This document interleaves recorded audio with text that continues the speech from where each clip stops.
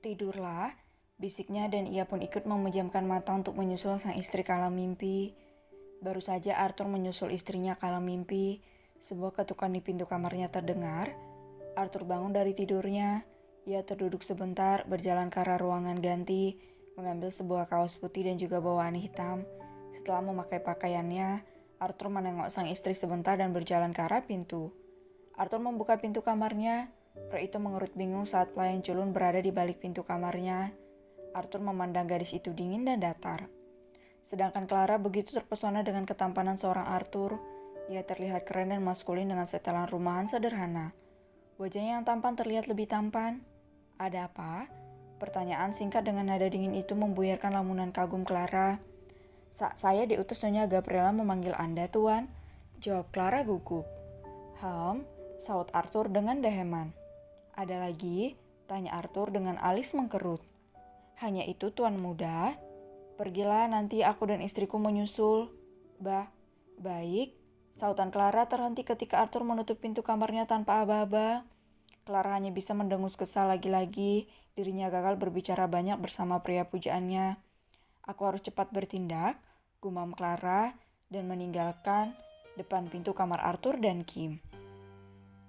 Cak, seorang wanita dengan kacamata bulatnya berdecak ke arah seorang pria yang sedang membuka rambut palsunya dan juga melepaskan seluruh aksesoris yang melekat di beberapa anggota tubuhnya. Pria itu membuka pakaian dengan warna mencolok itu dari tubuhnya, memperlihatkan tubuh kekar dan juga perut sempurna yang terdapat susunan daging keras di sana. Pria itu menyugar rambut ikal panjangnya ke belakang dan setelah itu ia mengempaskan tubuh tingginya di sofa tunggal. Pria dengan wajah tampan dan manik mirip Kim itu mengembuskan napas panjangnya. Aku bahagia adikku tampak bahagia dan ceria. Aku merasa senyum dan tawa adikku adalah obat kegundahan dan kesedihanku, ujar Larry pelan. Apa yang kau lakukan kepada Keanu, Adrian Adam, Larry? Tanya Jenny dengan tatapan sulit diartikan. Cak, kau sudah tahu rupanya, saut Larry dengan diikuti kekahan.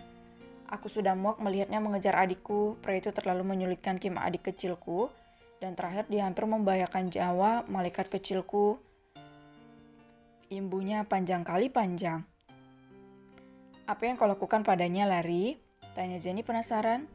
Seperti aku menghabisi para pengecut itu, Malpin dan Lot. Yap, dia tewas dalam keadaan tanpa busana, jadi katakan apa yang kau lakukan padanya. Aku menghabisinya dengan kebiasaan dia bermain jalang. Aku hanya menggunakan racun mematikan tanpa terdeteksi. Kalian sangatlah berbahaya. Aku rasa kau pun sangat berbahaya. Cak, aku pulang. Ingat, jaga sikapmu, jangan sampai membuat kecurigaan. Apa kau mengerti? Baiklah, aku pulang. Jenny meninggalkan Larry sendiri di dalam ruangan tertutup dan tersembunyi. Disinilah Larry lebih bebas mengeluarkan wujud aslinya. Wajah tampan ia tutupi dengan penampilan pria aneh menjijikan. Tidak ada cara lain yang ia lakukan untuk bisa melindungi sang adik. Aku rela dihina dan dimaki demi melindungimu, adikku. Malaikat kecilku, ujarnya sendu. Kau dari mana? Jennifer Aniston, kau dari mana? Pekik Kim saat pertanyaan ditulikan oleh sahabatnya itu. Kemarilah, suruh Jenny. Cih, dasar anak buah laknat. Jenny tidak tertarik menimpali cibiran sinis Kim. Wanita bermata empat itu menarik tangan Kim dengan tidak sabar. Ada apa? Lihat ini, perintah Jenny. Kim meraih iPad mini Jenny. Kim membolakan mata indahnya saat melihat sebuah berita yang membuatnya kaget dan perasaan senang bersamaan. Ini serius. Dia ditemukan tewas di atas ranjang apartemennya. Cak, kasihan sekali. Dia meninggal dengan cara kebiasaannya. Aku tidak percaya dia memiliki riwayat jantung. Aku heran kenapa semua tiba-tiba mati. Mungkin mereka memiliki musuh yang lain. Bisa jadi begitu. Sekarang bersiaplah, kita akan kembali ke Paris. Kembali? Kita harus mengurus beberapa pekerjaan di sana. Ini penting, sangat penting, jadi jangan banyak permintaan dan alasan. Tapi suamiku, Kau bisa membawanya, aku rasa ia juga tidak akan bisa jauh darimu. Itu karena dia suamiku, dan aku harus membawanya. Terlalu banyak bibit pelakor yang menyukai suami tampanku itu. Terserah, kau mau kemana? Istirahat. Dasar wanita menyebalkan. Pria yang malang, si Niski menatap foto seorang pria yang sedang tak bernyawa dalam keadaan tanpa busana. Prang. Kim terkejut saat mendengar suara keributan berasal dari ruangan kerja suaminya di lantai 2. Kim berdiri dan berlari ke arah tangga dan menapaki setiap anak tangga dengan tergesa. Kim dapat mendengar teriakan histeris dari seorang wanita dan juga teriakan suaminya.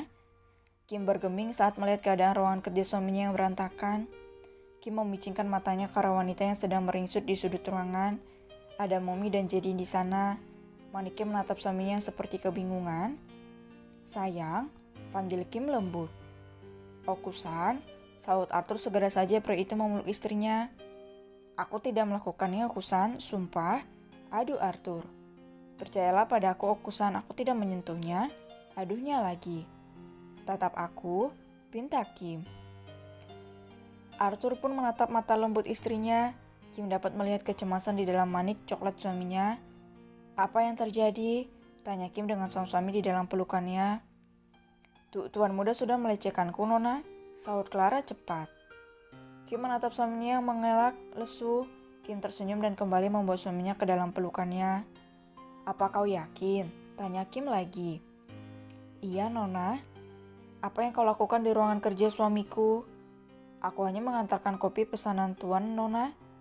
Kopi? Sejak kapan suamiku ini menyukai kopi? Sahut Kim, membuat Clara bergeming dan gugup. Apa kau yang merobek pakaianmu? Suamiku juga yang melakukannya? Iya Nona, Tuan muda memaksa saya. Bohong, itu tidak benar, Okusan. Momi Gabriela hanya terdiam sejak tadi dengan wajah datar dan dingin. Sejak kapan suamiku bisa melakukan kebrutalan seperti itu? Membuka kancing baju saja dia tidak bisa. Satu lagi, sejak kapan suamiku memiliki kuku panjang dan membuat luka goresan di lenganmu? Kau ingin menjebak suamiku? Tidak Nona, aku tidak berbohong. Tuan muda mencoba melecehkanku. Apa kau tahu? Yang ada suamiku lah yang dilecehkan oleh wanita murahan sepertimu. Apa maksud Anda, Nona? Tutup mulutmu.